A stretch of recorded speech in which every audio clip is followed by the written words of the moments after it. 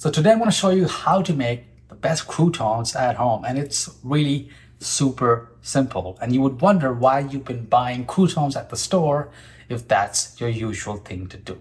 So let's get started. And the first big decision that you have to make is the kind of bread you will use to make the croutons. What I'm using is a bread from my local grocery store, and it's a Belgian style bread which has a nice firm crust, almost like a baguette, but it is soft and dense, kind of like a ciabatta. So it's like a fusion, and I really love it.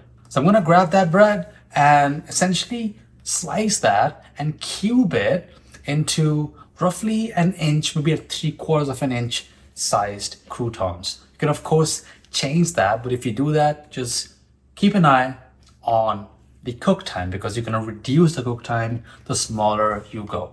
And I'm using pecorino romano cheese that's finely grated with a microplane on the side there. That's going to help make sure it really coats the bread well when we do start the coating process. But before that, start seasoning your bread with some salt, some pepper, and then I have this spray bowl for the oil, so I'm just going to start spraying some oil, try to get as much surface area as I can as I continue to mix and coat that with the oil.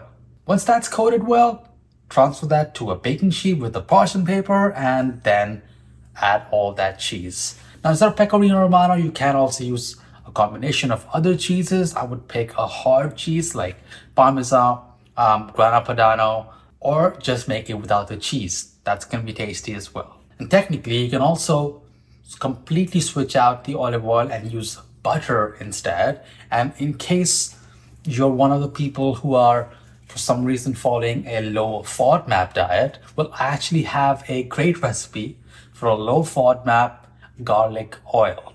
Okay, cheese is coated really well. These now need to go in an oven that I've preheated in the convection mode at 350 Fahrenheit. And as you're doing that, you can start thinking about what you want to pair this with. I've had some leftovers since I made this, and it's a great snack, honestly. But honestly, the best thing that comes to my mind with croutons is a Caesar salad. And I have a light version of it with a yogurt-based Caesar dressing. Although I have been getting lots of recommendations on my YouTube feed of actual proper Caesar dressing, which I think I want to do at some point, but let me know what you think down below. Now with the croutons, all you have to do now is every 5 to 10 minutes, take a look at it, toss it a bit so that it cooks evenly. You can take it out earlier than I did. For me, it was about 25 or so minutes because I do like it kind of crispy on the hotter side, but you can take it out a bit earlier when it's still crusty outside and a bit softer inside. Remember though, that it is gonna harden way more as it cools down and comes down to room temperature.